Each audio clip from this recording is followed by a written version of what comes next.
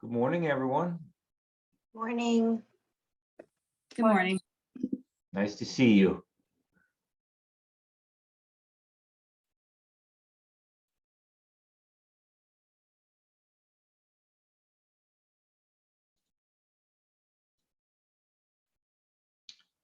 Okay. Well, welcome back, everyone. I hope you're doing well. And I hope you did have a nice weekend. You know, we're moving into my favorite time of the year. I'm more of a fall kind of person, so I enjoy when the weather starts to feel a little cooler outside. So hope you had a nice weekend. We're going to finish our conversation in chapter 2 today on chemistry. Okay, that's at least my goal. And of course, we do have lab this morning as well. Okay, so plenty of things to talk about. Do you have any questions you'd like to ask before I continue talking about chapter 2?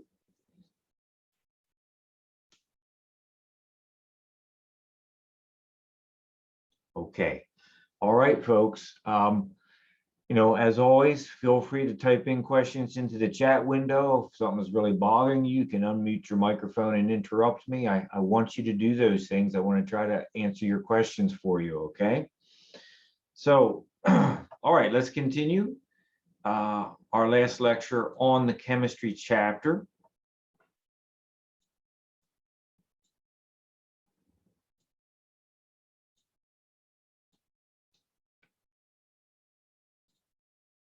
Here we are.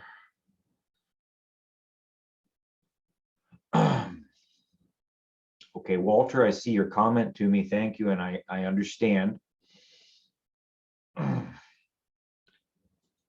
Okay, all right. So you may recall from last class that we just got started talking about the important biological properties of water. And we said first that water is very important because it actually participates in chemical reactions in cells. You know, we talked about dehydration synthesis and hydrolysis. And our second bullet point here is that water is a universal solvent. Okay, we went through a very simple example of a cup of coffee and what it meant for the term solution, solvent, solute. Okay, so I'm going to continue with my conversations about water on pages 40 and 41 of your textbook. This is basically our reference point at the moment. Okay, so do you have any questions about water? You know, it's kind of a peculiar thing. I mean, just like we take air for granted in the room, we tend to take water for granted too, right? I mean, until there's a water problem, we just take it for granted.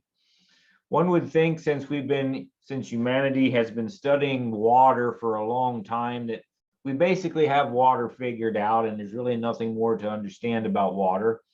But that's actually not true. You can still go to graduate school and earn a PhD studying the properties of water, okay? So there's still a lot about water we truly don't understand. It's an amazing substance. But okay, let's continue here. My third talking point about water. Water is a fantastic temperature buffer, okay? Now be very careful. That phrase has the word buffer in. And what I found sometimes with beginning students is that you hear the word buffer, or you read about the word buffer when you're talking about pH, and all of a sudden you think I'm talking about pH right now. I am not talking about pH right now. I'm talking about temperature. Okay, so water is a fantastic temperature buffer. And so, you know, when we say buffer, what is it that I mean? Remember, a buffer is anything that resists change. Okay. In the context of this bullet point of our current conversation, what I'm saying is that water is good at resisting changes in temperature.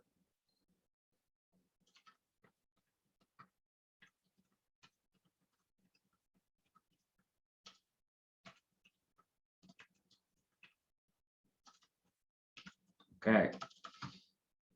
So maybe that's something you appreciate, maybe it's something you don't appreciate, but we need to talk about why that is meaningful and helpful to us, okay? So I'm going to put my second bullet point down as actually a question, okay? And here's the question. Why is it useful for our bodies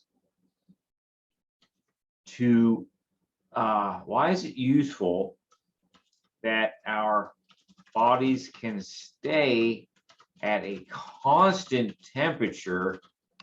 Because the composition of the body, meaning water, resists changes in temperature. Okay, let me read that again. Why is it useful that our bodies can stay at a constant temperature? Because the composition of the body, meaning the water, resists changes in temperature. Why is this useful to us? Why is it important that we get to keep a relatively constant 98.6 degrees Fahrenheit body temperature, plus or minus 1 degree? Why is that useful? Why is that helpful? What's important about that? Any thoughts? Any questions? Anybody dare to put an answer out there so we can talk about this? Would it be to control the state of water so it doesn't turn into a gas or doesn't freeze since we're so much water? Okay, Jay, thank you for contributing that. I really appreciate that. That's an interesting idea. It's really not a bad thought that you've communicated.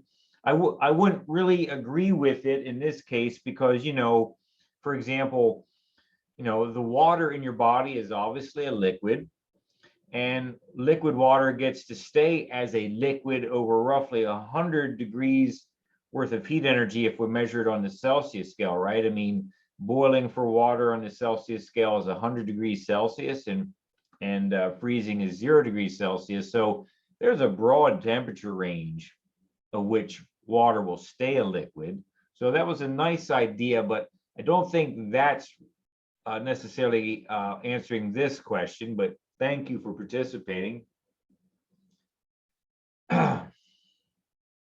So Sierra says in the chat window that it makes other organs do less work to maintain homeostasis. Okay, so how would, let me take this statement and try to wrestle with it a little bit.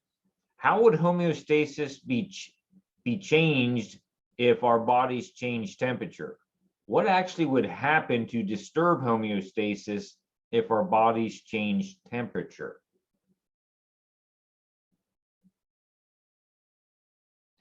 You can appreciate that sometimes our bodies do change temperature, like when you get a fever, right? When you're sick, you get a fever and you don't feel good at all. My question is, why don't you feel good?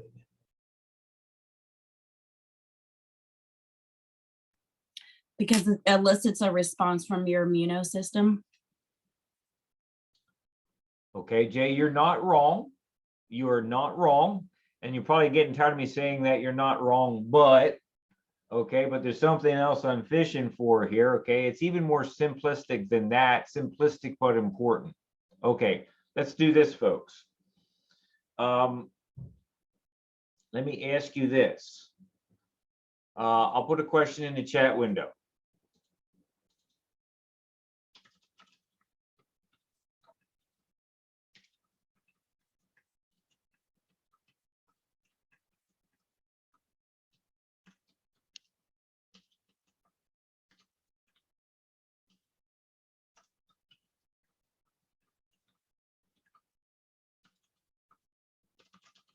Here we go. Here we go. Have you ever been inside a house where a door is easier or harder to open or close in the wintertime versus the summertime? Okay. Have you experienced that or something similar to that? Maybe it's a sticky window, okay, where it's harder to open or close the window in the wintertime versus the summertime and vice versa, okay? Now think about that. Let's think about that. Typically in the summertime, the temperature in the environment is warmer. So heat energy tends to make materials like the wood of the door expand and get wider, because the absorption of heat energy causes things to expand.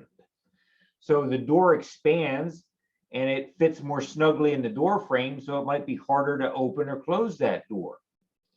In the wintertime, there's less heat energy, it's colder, which means the wood will compact itself, it won't expand as much as it has been, which means the door fits into the door frame, the door jamb easier, so it's easier to open and close the door. The same thing is going to be true of our bodies. What I'm saying is this: changes in temperature change the shape of the material of the body. And it comes down to this: changes in temperature change the shape of the molecules inside our cells.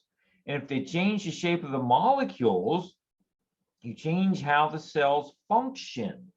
Okay, so let me get this down into your notes. Let me first answer the question: why is it useful that our bodies can stay at constant temperature? Because the composition of the water resists changes in temperature. It's useful because our bodies get to maintain a consistent environment, which allows the molecules inside our bodies to stay a consistent, and you might say constant, shape. Okay. Changes in temperature will change the shape of molecules that make up our bodies. When molecules change shape, they change function.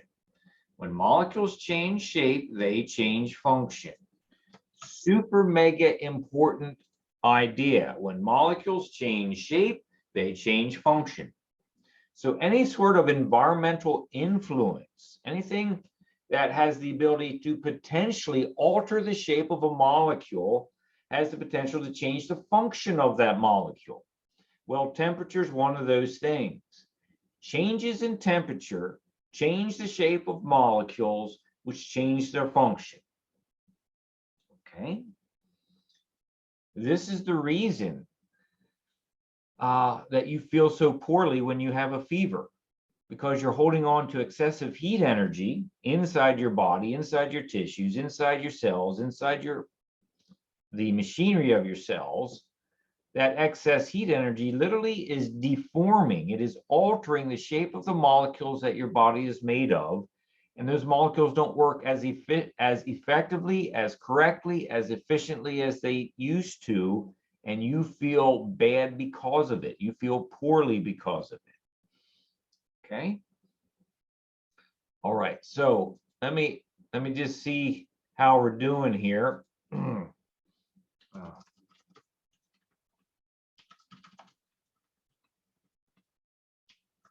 Okay, question in the chat window. Are you with me? Does this make sense? Does it make sense? Okay. Think about the door analogy in your home, whether the door is sticky or not, whether it's hard to open or shut the door based on whether it's the summertime versus the wintertime. Changes in temperature will change the shape of the molecules and make them work differently, which almost always means incorrectly.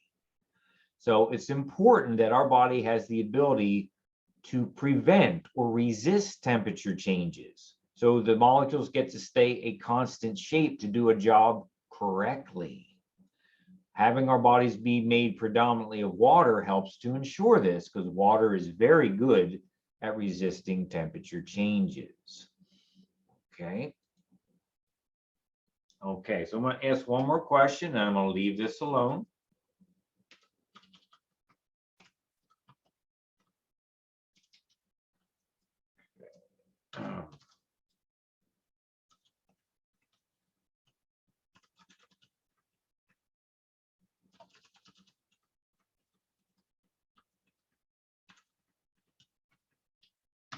What characteristic of water enables it to resist temperature change? And here's a hint. We've already talked about this. What characteristic of water enables it to resist temperature change? How is water able to resist changes in temperature? What property, what characteristic, what feature of water allows it to do this?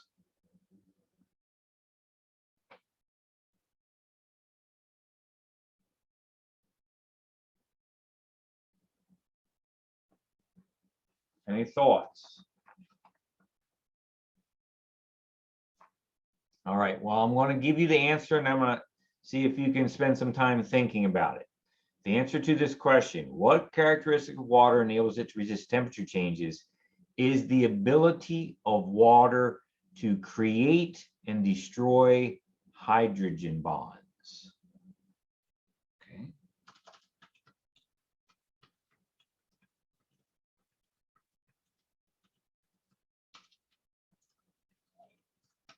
And the ability of water to create and destroy hydrogen bonds. Okay.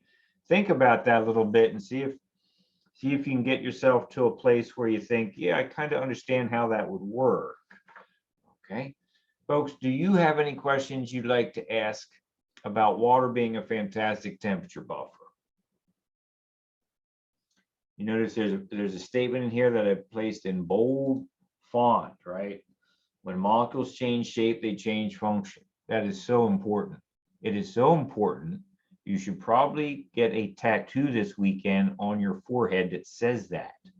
Well, when molecules change shape, they change function. Okay. All right. Okay. Let's continue here. Number 4. Okay.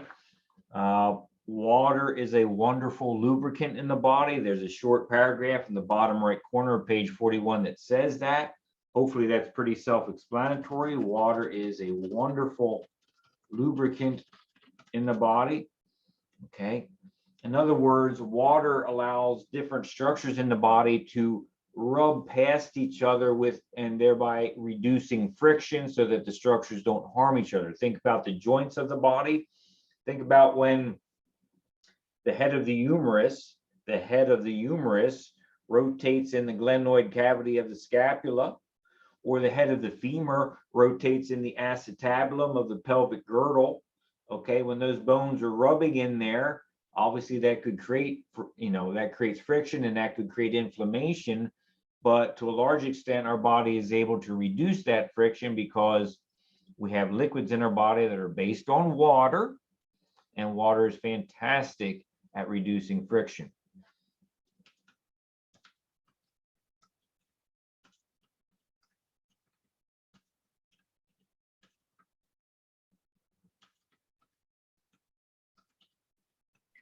I have a question.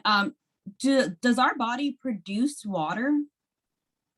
Or is it like, do we get everything we need just from what we drink? Okay, good question, Jay. No, our body is not capable of manufacturing water. Our body does not have the machinery to do that. So all the water in our body comes from things that we drink and eat, right? So obviously, if you drink water, if you drink coffee, any liquid that you consume is based on water. And of course, the foods we eat, like if you had a grapefruit, there'd be a lot of water content in that. Even meat that's not overly dehydrated is going to have some water content when you eat it. So all the water in our body ultimately comes from the things that we've eaten over our lifetime.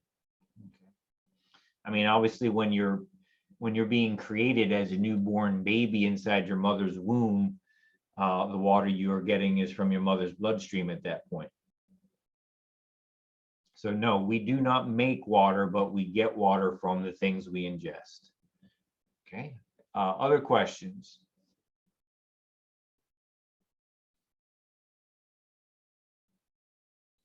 Okay, let's continue here. Now, basically, I've covered the main topics on page 40 and 41 that your textbook goes over when it talks about water. I'm going to throw another one in here that's going to talk about pH. Now, pH is not listed under the topic of water in your book, but it could be. Okay, it's just a way of organizing information differently. Okay, so if we talk about pH, we're getting to the information on pages 42, 43, and a little bit on 44. 42, 43, and 44. Here's what I'm going to say here. Water has the ability to influence the pH of cells, tissues, organs, in the entire body. Water has the ability to influence the pH of cells, tissues, organs, and the entire body. Okay, so first off, let's answer how that's possible. How is it that water has the ability to influence the pH? Well, water has the ability to influence pH by being the solvent. Remember that word, solvent, by being the solvent, which is capable of dissolving acids and bases. Okay, water acts as a solvent to dissolve acids and bases. Okay, water acts as a solvent to dissolve acids and bases. That is how water has the ability to influence the pH. So we're about to go into a conversation about pH, and this is a fairly involved topic, so I'm going to break it out now into its own talking point or its own subheading. Okay, so we're going to talk about pH, acids, and bases. Okay. All right. Okay, so we should probably define some terms before we go any further. I mean, it wouldn't make sense to have a conversation if you don't know what some of these words actually mean. Okay, so let's have some definitions here.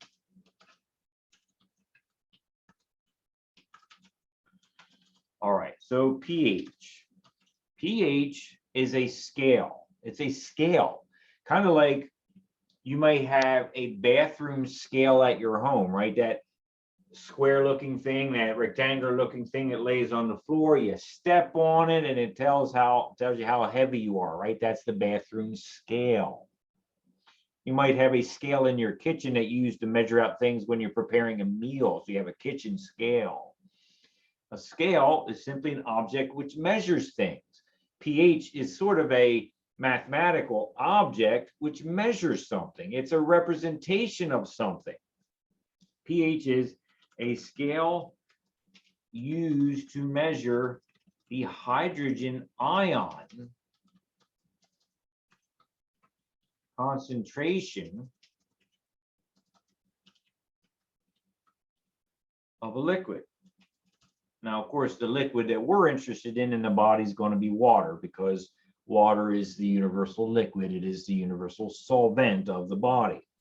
So pH is a scale used to measure the hydrogen ion concentration of a liquid, which for our purposes is going to be water. Okay, think about a ruler that you might have sitting on your desk. Think about that yardstick sitting in your closet at the house.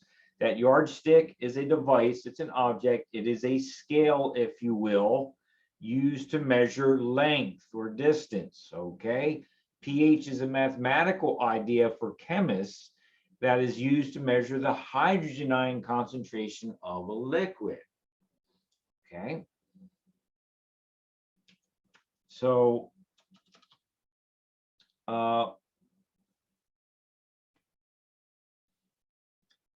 okay, I've been talking a little bit over the past few lecture periods about terms that sometimes come in with this idea of concentration. So let me ask you in the chat window, what is concentration? Do you know what concentration is?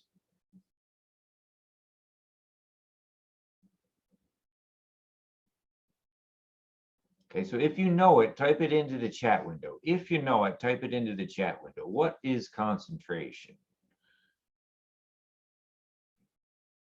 Because, you know, obviously if we have sentences with words in we don't understand, then that's going to be a problem. Okay. Right. So I'm just looking at the chat window, and so far I do not see 100% correct answer. You know what concentration is?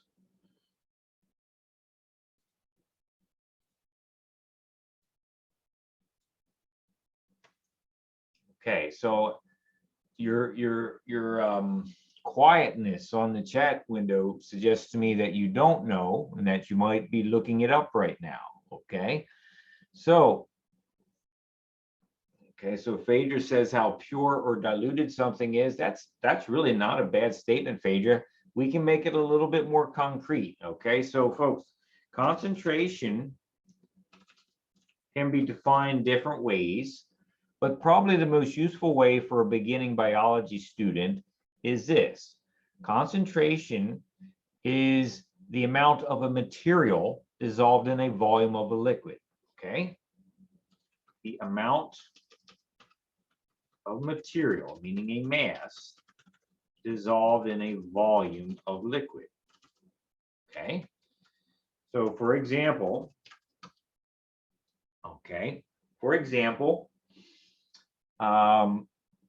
if we were in the same room together and I passed around a bottle of baby aspirin tablets, and you each took one tablet. Okay, typically baby aspirin has 81 milligrams of aspirin. It's a little white pill with 81 milligrams of aspirin compressed together into the shape of a pill. Okay, so if you took and you swallowed that aspirin would be dissolved in the body, in your body fluids, basically your bloodstream. Okay, now the average blood volume for an adult male is 5 to 6 liters, and the average blood volume for an adult female is 4 to 5 liters. So, you know, let's just split the difference and say that, you know, the average blood volume for a human is 5 liters. Okay, if the average blood volume of an adult is 5 liters, and that adult swallows one baby aspirin pill, which has 81 milligrams of material,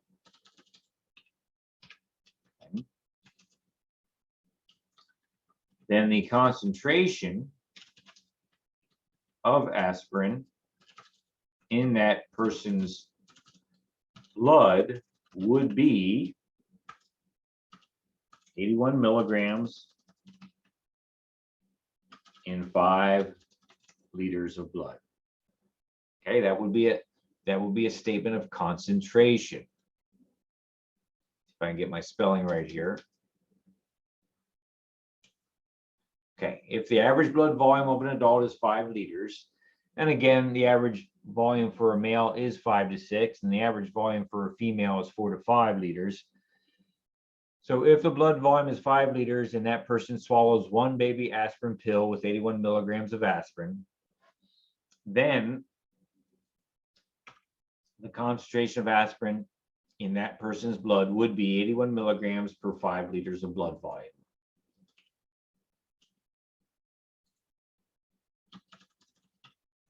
Okay, so that is an example of what concentration is. Concentration is the quantity of material, a mass, dissolved in a volume of liquid. Okay, so this idea of concentration can in fact be applied to the topic of pH, because pH is the hydrogen ion concentration. So for pH, we're talking about, in slightly different terms, we're talking about the number of hydrogen ions present, in a volume of water. Okay, so let me put this down for pH. Okay, example, for pH, concentration would refer to the number of hydrogen ions present in a volume of water. Okay, that water would be blood, plasma, or something like that, okay? All right, folks, are you okay? Any questions right now?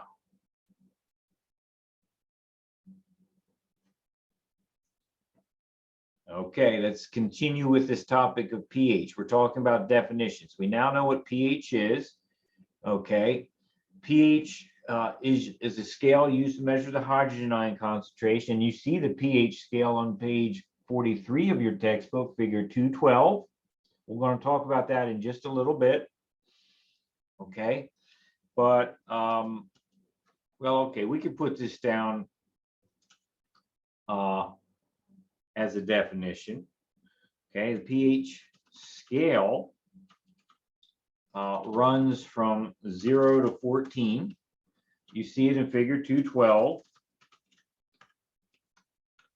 And I'll do it this way. I'll say that, okay, so if we have 0 on the left, okay, we run it up through till we get to about 7. And we run it even further till we get to about 14, okay? Well, you will see from yourself in your own reading that when I'm between 0 and 7, this is in the range of an acidic solution. When I'm at a pH of 7, that is neutral. Okay, pH of 7 is roughly neutral here. And a pH of 14 is in the area of basic. Okay. All right, we're going to define what these terms mean in just a moment. Okay. All right, so be aware at least of the pH scale. Anything below 7 is acidic, everything above 7 is basic, and 7 itself is actually neutral. Well, let's talk about an acid. An acid is any substance that when you place it in water, it dissolves in such a way that it will release some hydrogen atoms as hydrogen ions. An easier way to say it is that an acid is a molecule that releases hydrogen ions into water. Any molecule that releases hydrogen ions into water. Okay.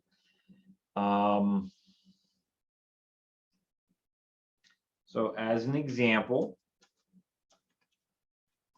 we have HCl, which is famously known as hydrochloric acid. Okay, hydrochloric acid. You actually have a form of hydrochloric acid in your own body, in your stomachs, right? In your stomachs to support the digestion of the food that you are consuming. Found in stomach juices, okay? Found in stomach juices. So folks, take a look. Let's do this. I just want to be sure you're with me. Okay, let's do this.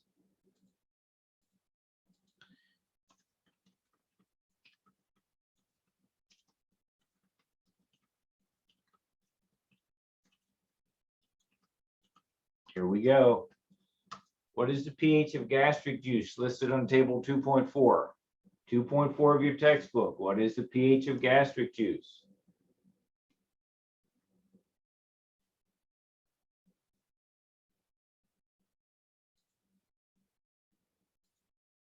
What is the pH of gastric juice?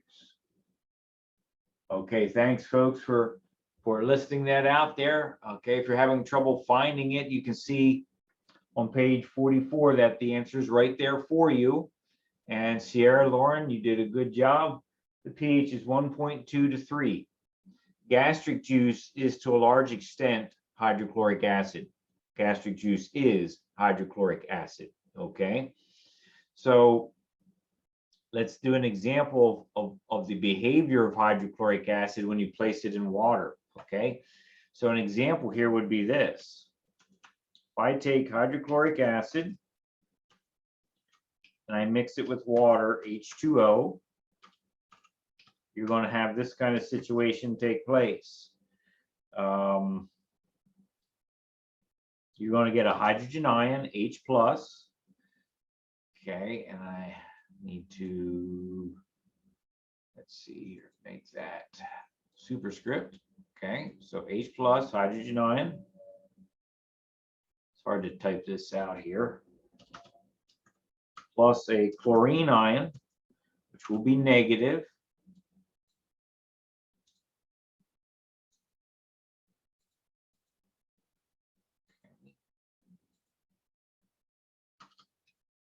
Plus H2O, okay, plus H2O, okay? That's what you're going to have here. That's what you're going to have here. So hydrochloric acid, when you place it in the water, the HCl will actually separate. It will break apart. Okay, you notice on the right side of the arrow there, the right side of the arrow, I have H plus Cl minus. So the hydrochloric acid has separated. Okay, so our definition of an acid, any molecule that releases hydrogen ions into water. Okay, an alternative way of stating this would be as follows. Any molecule which increases the number of hydrogen ions present in water. So I have a question for you. I have many questions for you. Okay, so let me get the drawing pad out here. Okay, and so let me ask you this. Okay, so on the left side of the chemical equation, which I'm putting a red bracket around, on the left side of the chemical equation, which I'm putting a bracket around, here's my question in the chat window.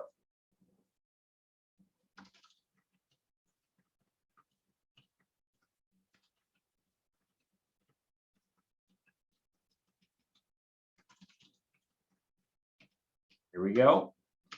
On the left side of the chemical equation, how many hydrogen ions are present? Type in your answer to that question. How many hydrogen ions are present on the left side of the chemical equation in the red bracket?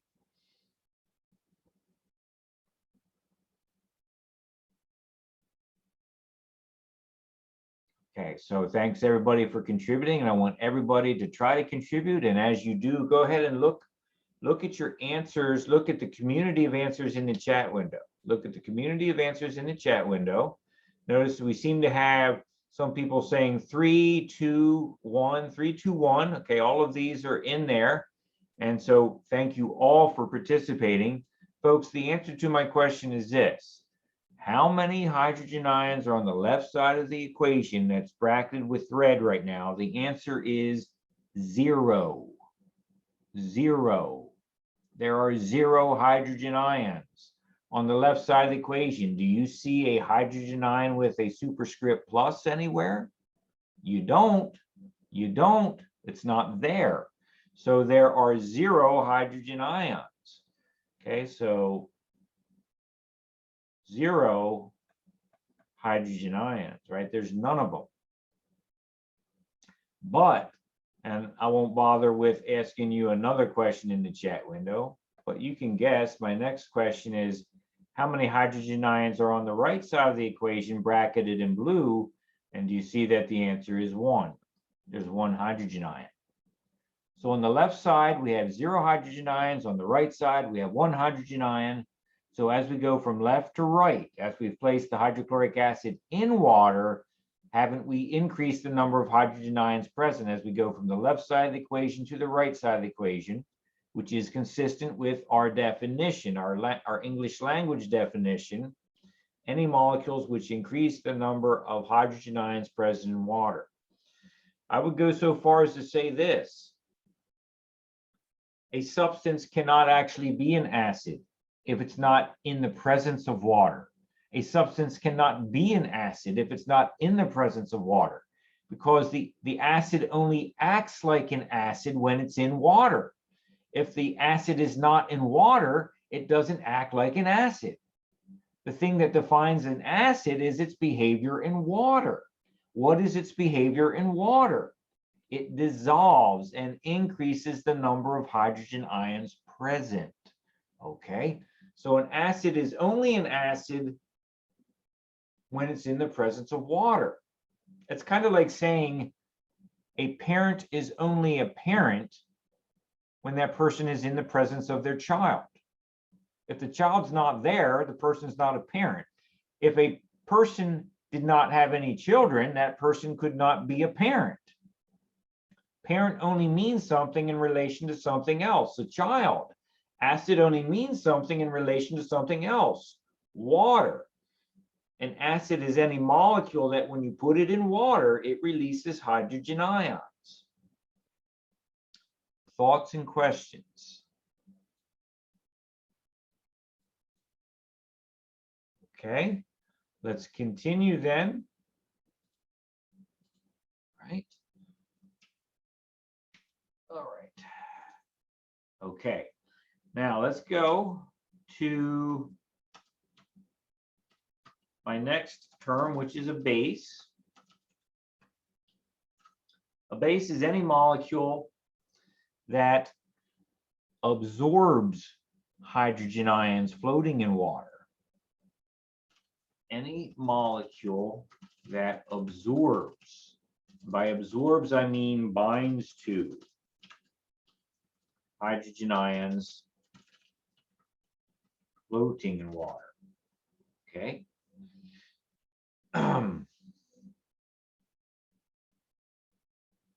Okay. Any molecule that absorbs, meaning binds to hydrogen ions floating in water. An alternative definition is any molecule which decreases the number of hydrogen ions present in water. Okay. An example of this would be sodium hydroxide.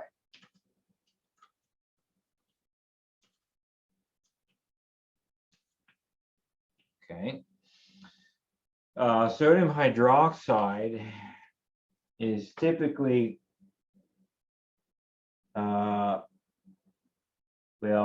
they don't have anything in table 2.4 that I could tell you about here. Well, they do have lye there. Yeah, lye is pure sodium hydroxide, pH of 14.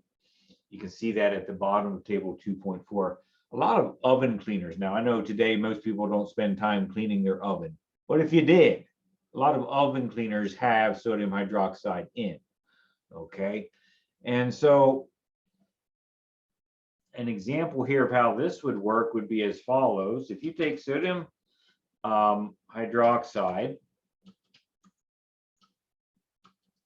and you place it into the presence of water, where there is also a hydrogen ion floating around, okay?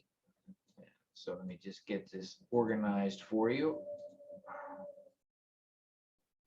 Then what you will find is that the following situation occurs. You will find that sodium hydroxide splits apart into sodium ions, hydroxide ions. I'll type it out, then I'll worry about formatting it. Okay. All right, so let's see here. I need superscript. I need superscript. And I need a superscript. Okay, I'm not done here. I have more that I need to type out. Okay, so here's an intermediate reaction. And then the next thing that's going to happen is as follows. Okay, so there's another chemical equation arrow. So we start on the left, we go to the middle. Here's what's going to happen. We're going to stay with sodium. The OH and H are going to combine into a water molecule. And I'm going to have a water molecule. Okay, so now I'm going to go to my color drawing here with my pen to try to make this a little bit clearer to you. Okay, so here's what's going to happen. What I'm trying to get you to see is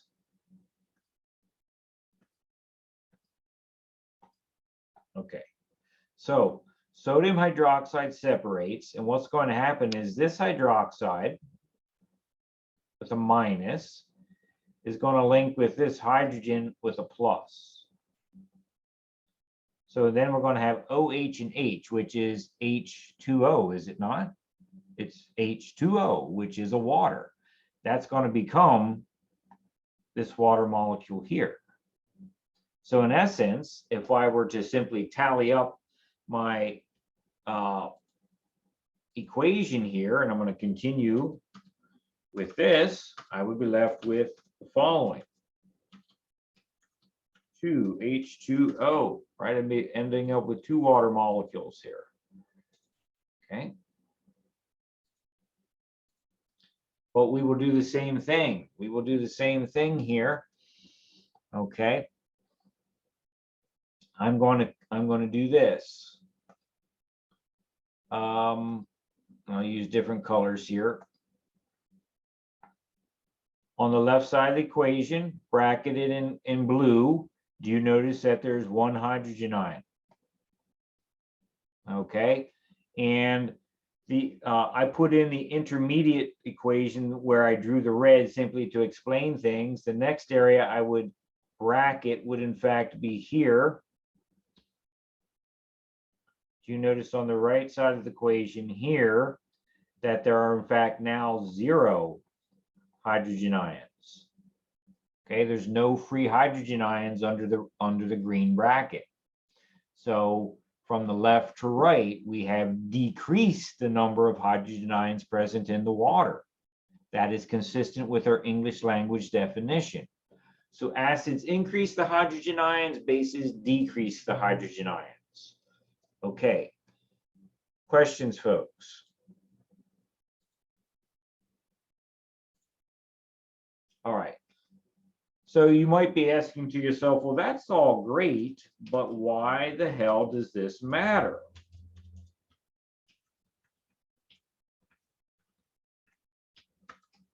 Why does this matter? Why does it matter to your body? Okay, so I'm going to ask you a question in the chat window. Question in the chat window.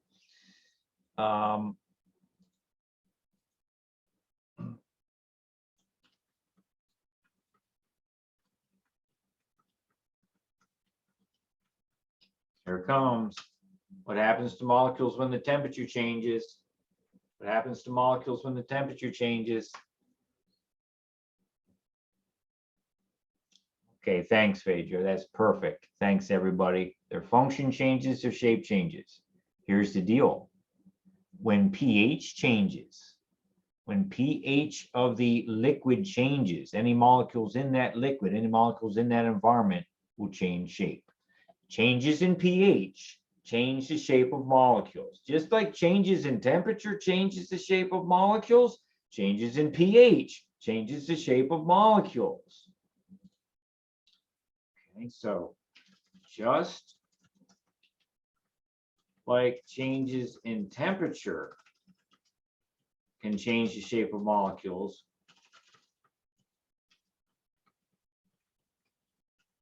changes in pH also changes the shape of molecules. And again, whether the shape change was caused by water or the shape change was caused by a change in pH, whether the shape change was caused by a change in temperature or a change in pH, the outcome is the same. You change the shape of the molecule, you change its function.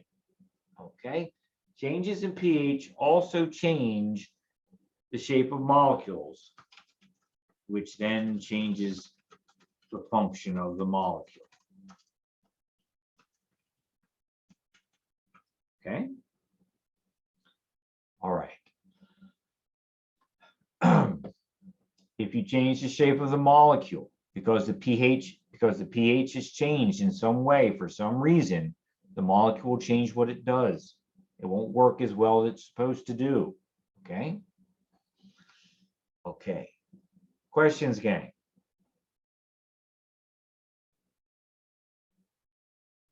All right. Okay, so let's get off these definitions here, right? We define pH concentration. We describe the scale itself in figure 212. We define acids and bases. And now we told you why this matters. Okay, why does this matter? Okay, so all right, so let's see here. Let me give you a clinical application for this pH business, because I feel like students can be scared of this topic because it gets chemistry in nature, it gets mathematical in nature, which I'm about to do with you. But let me share with you a clinical connection. Okay. All right, folks. Without wanting to spend a lot of time describing things that we can talk about later, let me ask you a question here.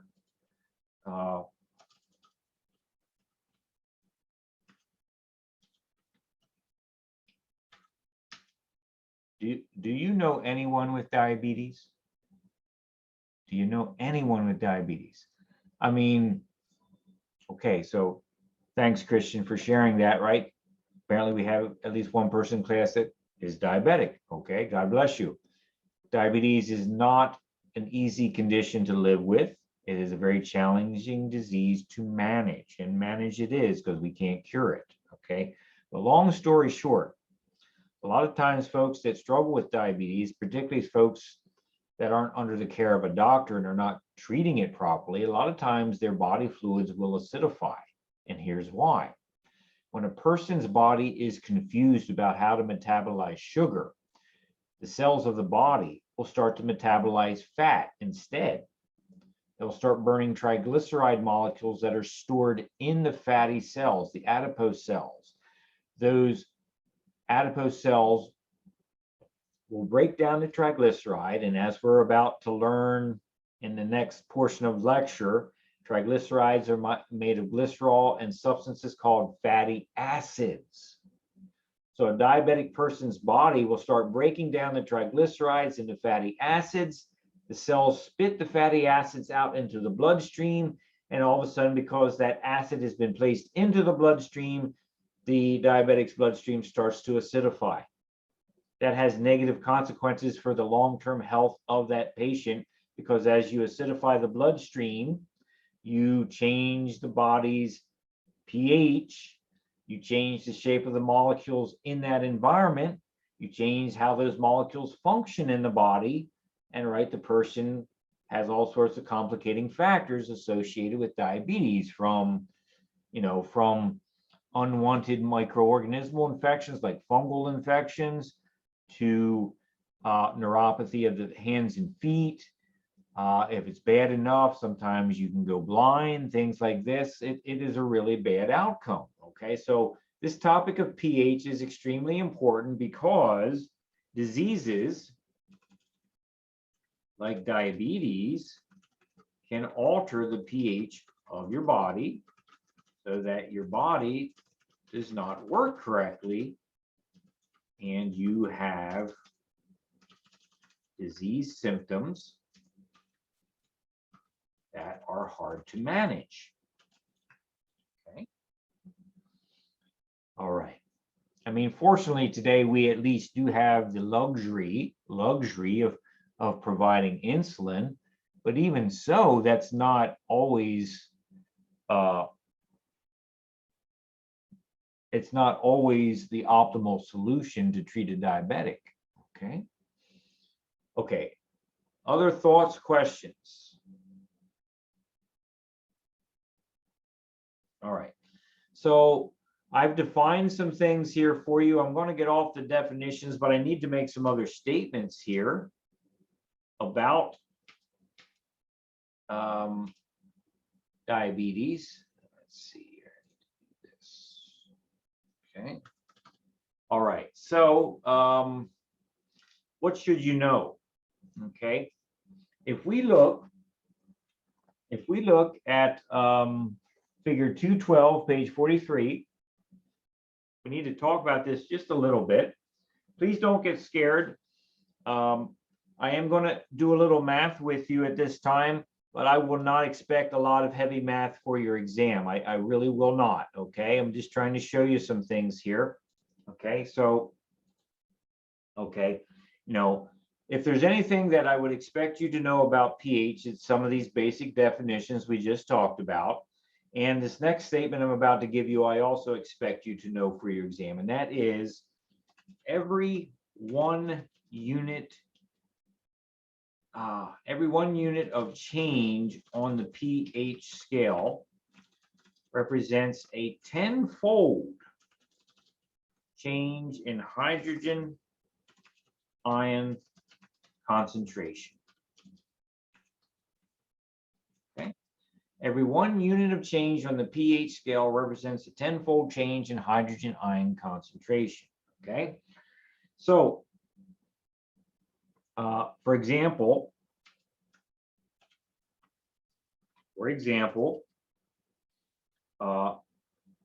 a solution with pH 5 has 10 times the number of hydrogen ions as a solution with pH of 6. Okay, we could say it this way. Alternatively, a solution with a pH 6 has 10 times fewer hydrogen ions than a solution with pH 5.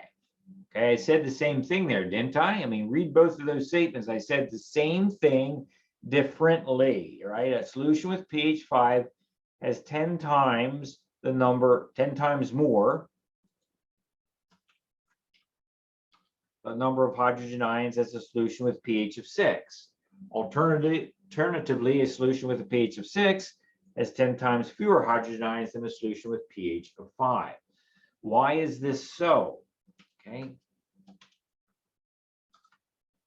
The answer to why this is so is because pH is a logarithmic scale. Okay, it is a base 10 logarithmic scale. It is a base 10 logarithmic scale. So at this point, you know, students do tend to get a little scared because maybe you've never thought about logarithms in your math classes. I don't know. Maybe you have, maybe you haven't, maybe you have, but it's been a real long time, okay? Don't freak out about it too much. I'm not going to ask a lot of heavy math, but I do want you to know this statement. For every 1 unit of change on the pH scale, there represents a 10-fold change in hydrogen ion concentration, okay? All right, so let's do a quick example of something here, simply to get you feeling a little bit more comfortable with this, okay? All right, so let's talk about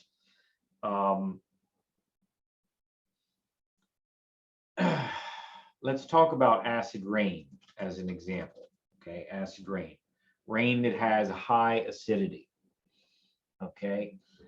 So as an example,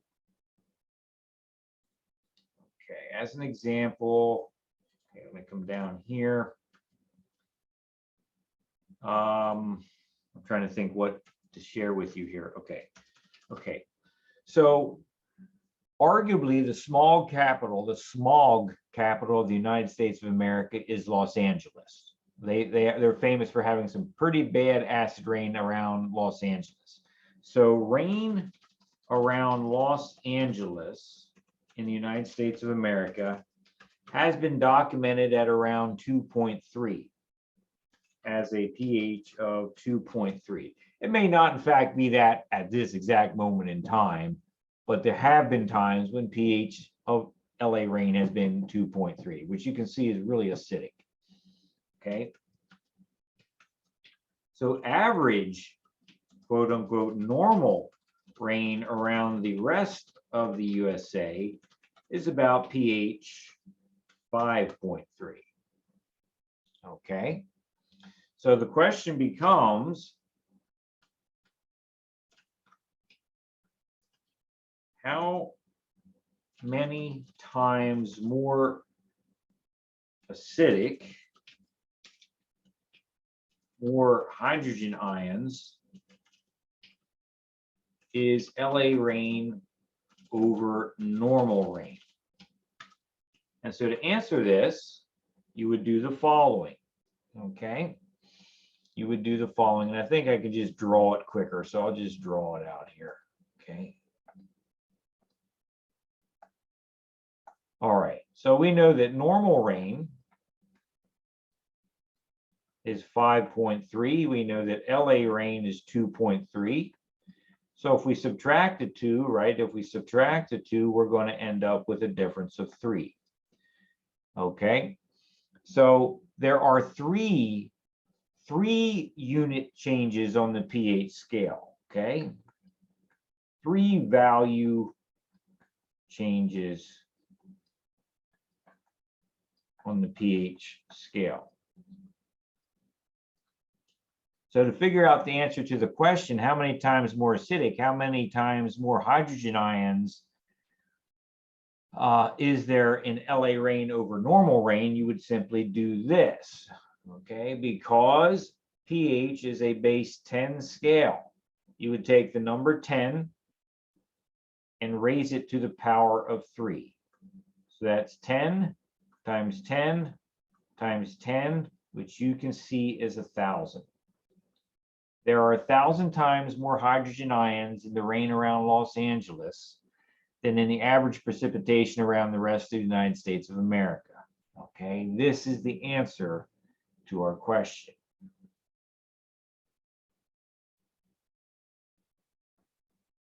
All right, folks, do you have any question right now?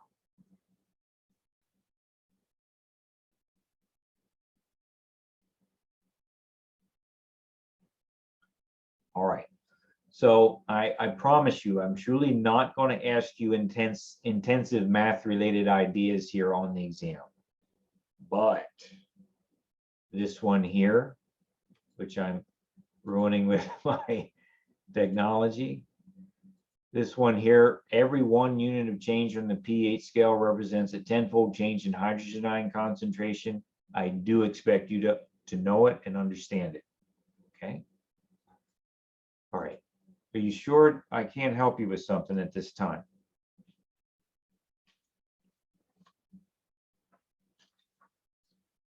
Okay.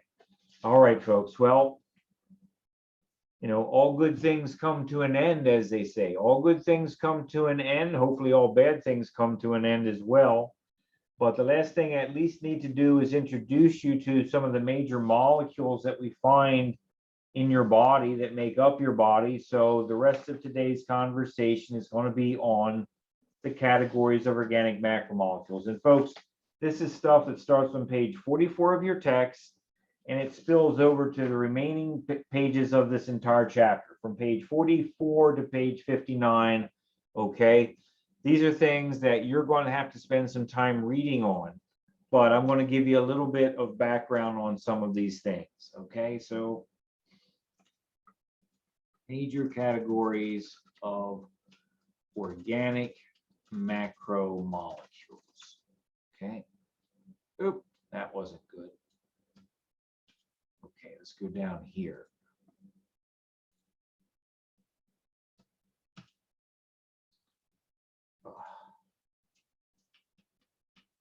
There we go. Okay. So this is starting on page 44, and as I said, spanning through the rest of the chapter here. Okay, now what do we mean by the word organic? Okay, the word organic in the supermarket probably means natural, but that's not quite what I mean by organic here. By organic, I mean carbon atoms are present. Carbon atoms are present, okay? All categories of organic macromolecules refer to molecules that are assembled, that are manufactured by linking carbon atoms together, okay? By linking carbon atoms together. And so, okay. Just as a quick example here, okay. Page 45, page 45, figure 213. Figure 213, you see that ring structure there that's colored purple. You notice that many of the atoms around the ring are actually the letter C for carbon. So there's carbon atoms. That's an organic macromolecule. If we turn the page and we look at, figure 214, figure 215, all of those molecules that are shaded in purple have carbon atoms that make up their structure. If you turn to page 48, take a look at figure 217, look at the fatty acids, right? Don't you see that the fatty acids have a bunch of carbon atoms in it? It's all carbon, carbon, carbon, carbon, as far as the eye can see. Page 51, figure 219. The steroid molecules there, these rings of carbon atoms, those are all based off carbon. Page 52, figure 212. Here we see some amino acids. Do you see carbon atoms present? You do. There's carbon. Okay.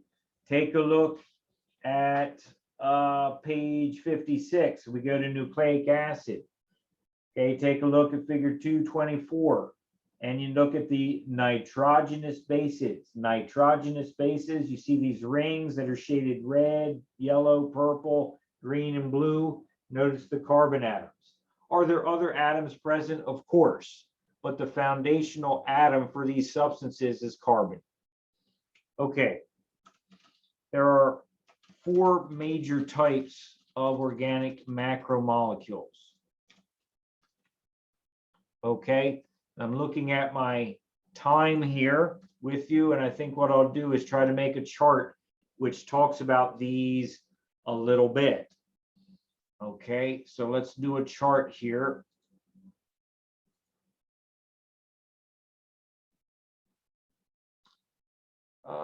Let's see.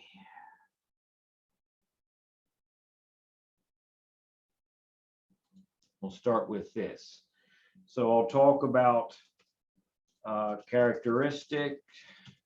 I'll talk about the categories. The major categories are carbohydrates,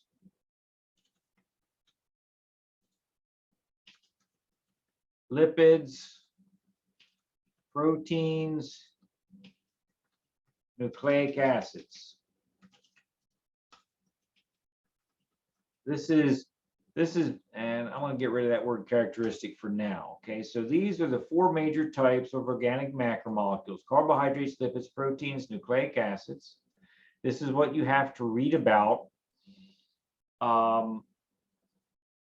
in your book. Let's give you some examples of carbohydrates. Examples of carbohydrates is going to be sugars,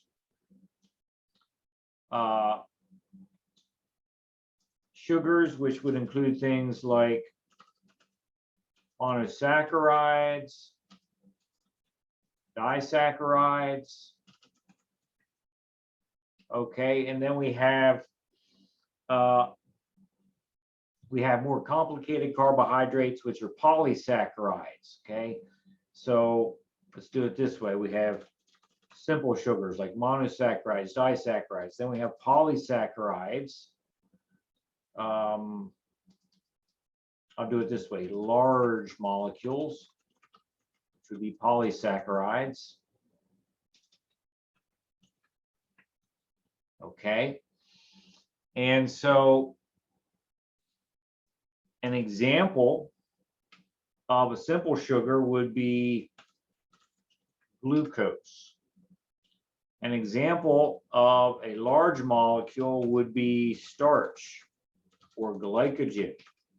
Okay, glucose is a monosaccharide. Starch and glycogen are 2 types of polysaccharides. These are examples. These are examples. Down here, I want to put a statement about the basic building block. By basic building block, I'm talking about the fundamental thing, which is the basic unit of construction for the category we're talking about. For carbohydrates, the basic unit, the basic building block is the monosaccharide. Okay? All carbohydrates are based off a monosaccharide or linking monosaccharides together. So again, as an example, take a look on page 46. Page 46. Okay, so let me ask in the chat window.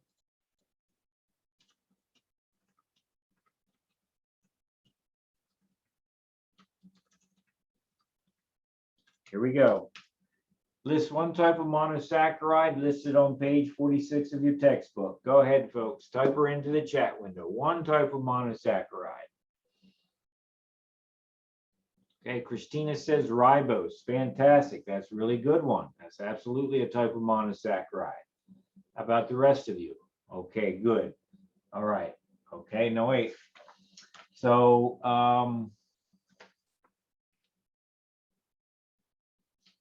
yep, you bet. Fructose, deoxyribose, good stuff, good stuff. So at least I know you're looking at the right thing, okay? So carbohydrates, sugars, which have different categories, monosaccharides, disaccharides, larger molecules, the polysaccharides are nothing more but monosaccharides linked together, like links of a chain, right? That's all they are, links of a chain, okay? And of course, carbohydrates, what are carbohydrates used for? Well, let's do that. Let me put in another row here.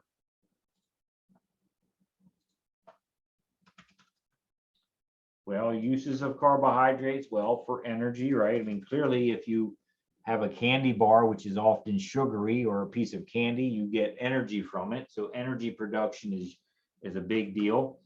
Also, carbohydrates are used to build structures. Okay, used to build structures. This may not make sense to you yet, but for example, the cell wall of plant cells, the cell wall of fungal cells, the cell wall of cells of insects are basically chains of carbohydrates, okay? So build structures. Carbohydrates are also used for cell-to-cell communication. Cell-to-cell communication, okay? We'll talk about that more deeper into the semester. Okay, I'm getting low on time here. Let me continue. Lipids, okay, lipids. These start on page 47, spill out to page 48, 49, 50, 51. So, there's lots of different examples of lipids, and I'm not going to give you everything. I'd have to write your textbook in your notes, and it seems pointless to do that. You do need to read your book, but I'll mention some major types. For example, triglycerides. Okay, triglycerides are major types we find. Let me try to organize your notes for you here.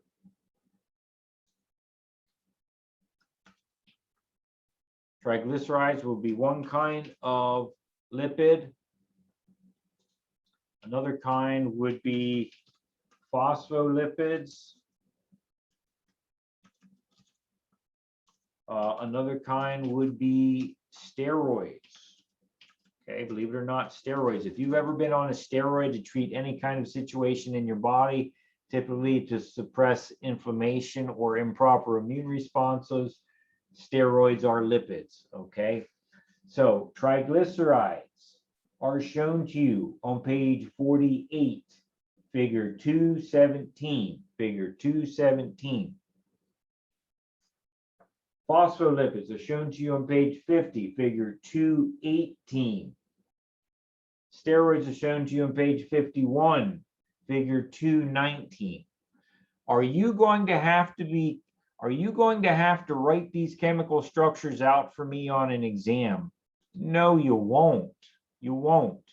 But you need to be familiar with what these things are. If I say triglyceride, you need to know what I'm talking about. If I talk about a monosaccharide, you need to know what I'm talking about. Okay, so don't worry about writing these things out from a chemistry perspective. That's not what we're going to do in our course.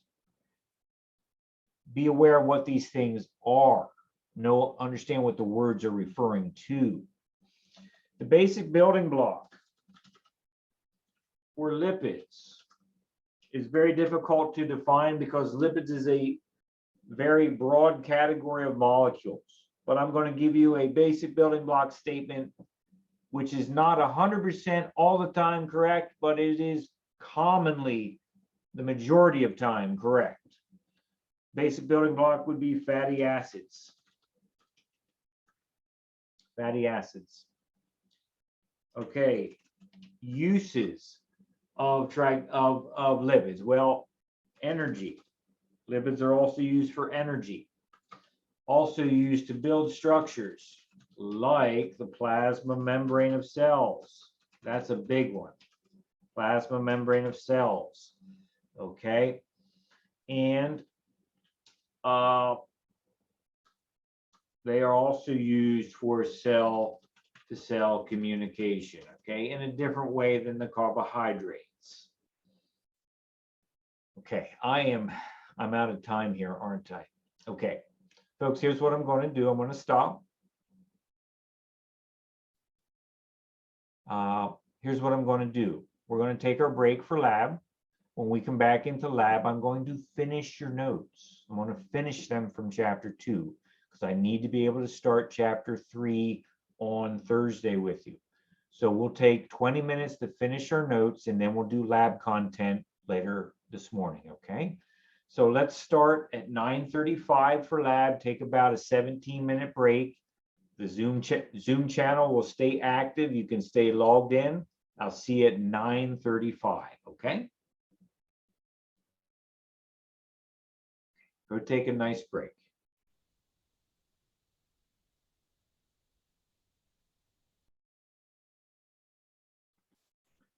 Hello, everyone.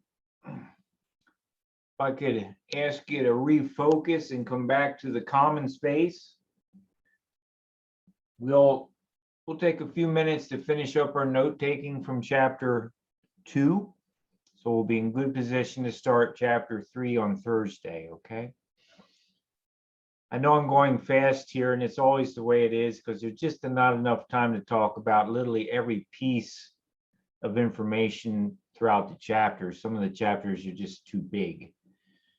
But at any rate, before I continue, is there anything you'd like to ask?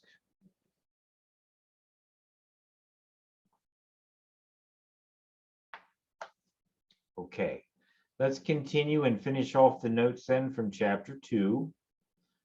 All right, so I'm going to share my screen just like we had before. All right, so we were talking about the 4 major types of organic macromolecules. Organic meaning that carbon atoms are present. And when we say a macromolecule, we're talking about a molecule that's kind of large, although large is a relative subjective term, but we're talking about pretty big molecules here. Okay. All right, so let's move on to the protein category here. You know, examples of proteins. Well, let's see here. There are many different types of proteins.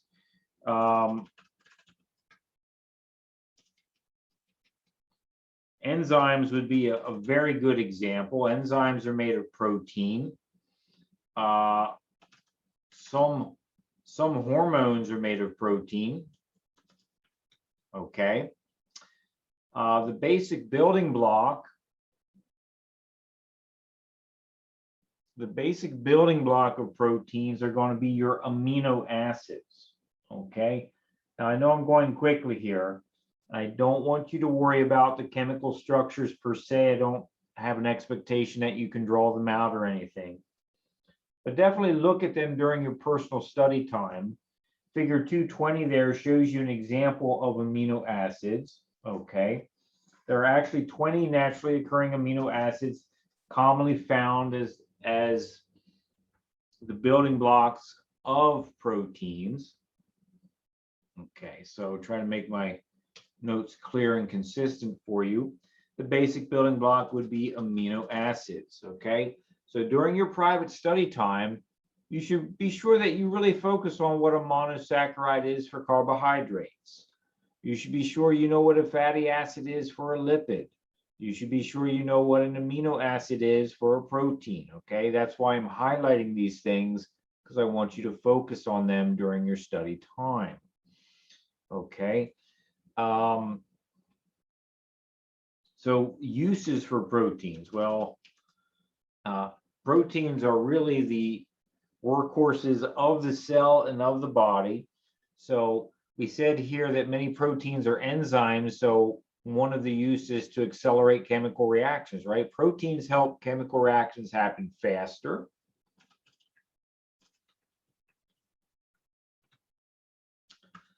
Proteins are also used to support communication in the endocrine system, right? If it's a hormone, that means we're talking about the endocrine system. So proteins are heavily used in the endocrine system.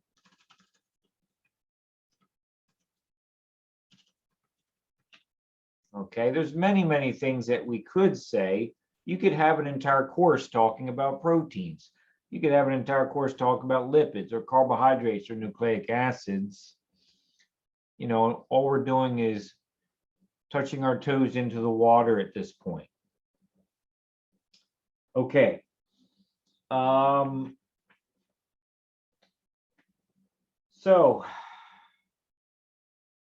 Okay. You know, figure 223 on page 55, figure 223 on page 55 does point out the basic idea behind enzymes. So you are going to encounter some of these words that I'm putting in your notes as you read through the chapter, if you haven't already done so, okay? All right. The last category are our nucleic acids. And when we talk about nucleic acids, basically there are two major types I can give you as an example here. And they, in fact, would be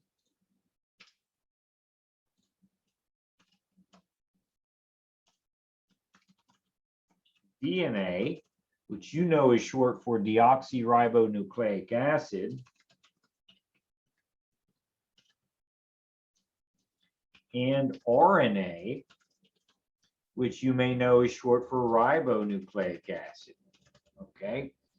You see a conversation about the structure of DNA on pages 56, 57, a little bit on page 58. You're going to have to wade through that during your private study time. Okay. But let me highlight some things that I would want you to focus on. The basic building block of nucleic acids are small molecules called nucleotides.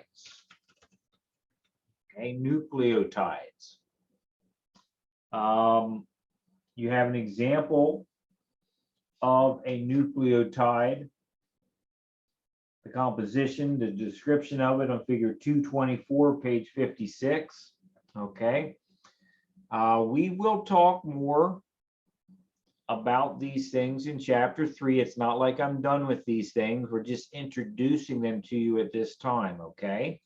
So we're whetting your appetite, sticking your toes into the water for much bigger conversations to come.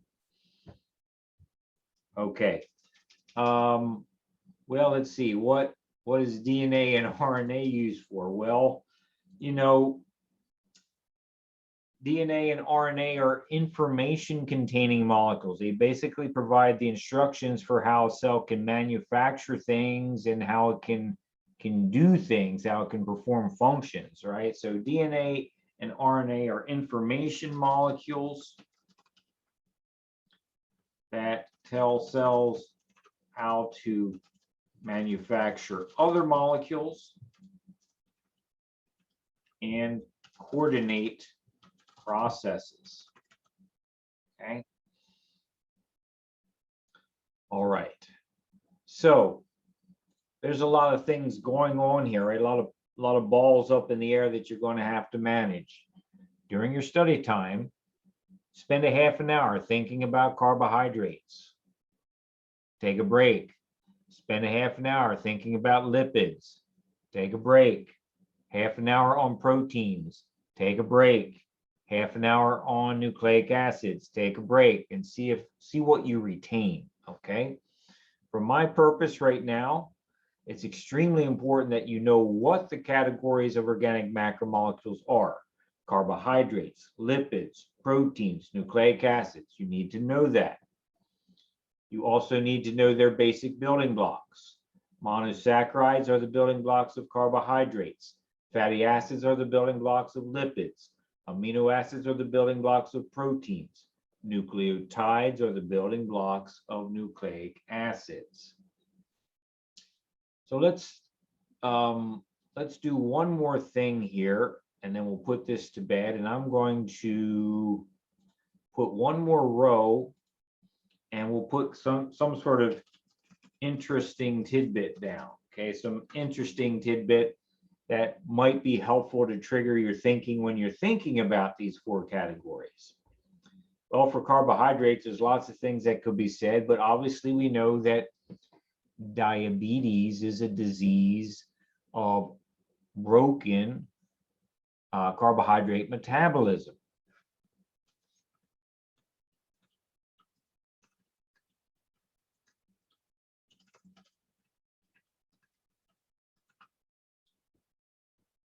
Okay, that's just one connection with carbohydrates.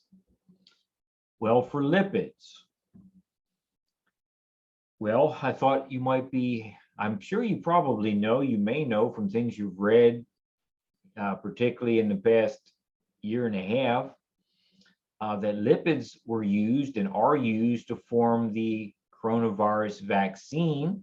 The coronavirus vaccine is actually made with these tiny little lipid bubbles, because the lipid bubbles help the vaccine enter our cells, which then promotes an immune response, which gives us protective immunity. Okay, so lipid bubbles are used to manufacture the coronavirus vaccine. Okay. For proteins, let's see, what could we say for proteins? Let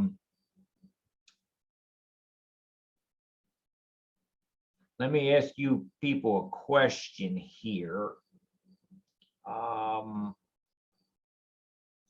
In the chat window.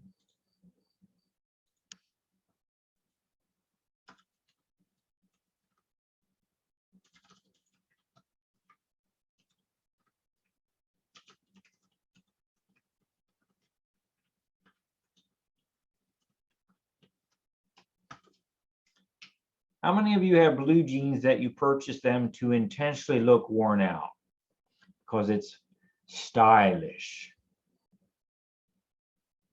Okay, all right. So at least some of you have done that. Okay. I don't tend to do that because I want to get longevity out of my clothes. But nonetheless, if you purchase blue jeans where some of the ink, some of the dye is faded and splotchy on the blue jean, that's accomplished with the use of enzymes. Enzymes make the blue jeans look worn out, okay?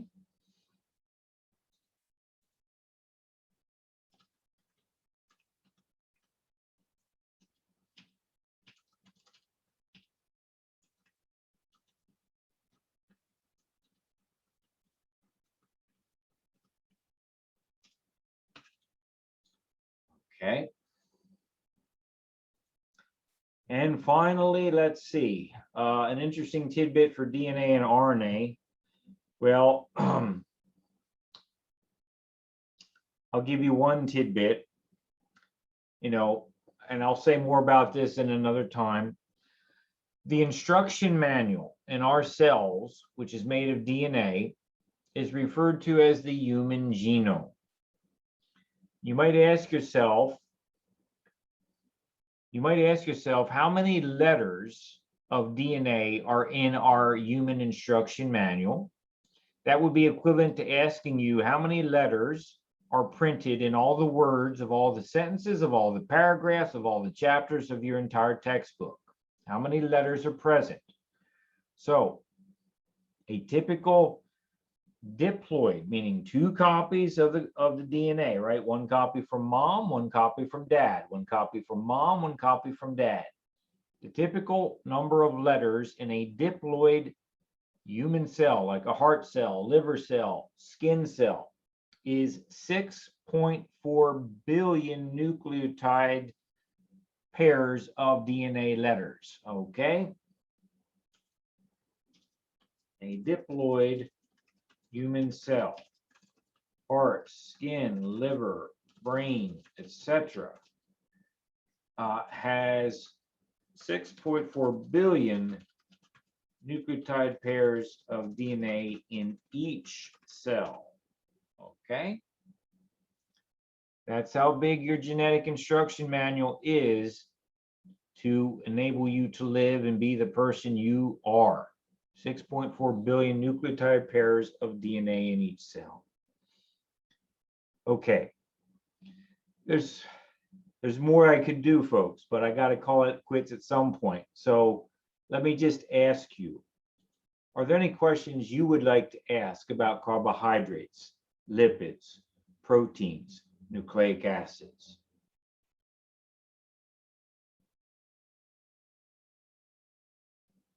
Okay. Remember, during your private study time, if questions come up, write them down and bring them into class. Put them on the discussion board on Wiley Plus. Come see me during office hours. Go see a tutor at Hack about it, right? In other words, write your questions down and seek out answers, right? Don't be satisfied with not knowing the answer to something, okay? All right. So folks, we're going to call it quits to chapter 2. I'm going to stop sharing my screen momentarily and stop the lecture recording at this time, which I will post on Wiley Plus later today.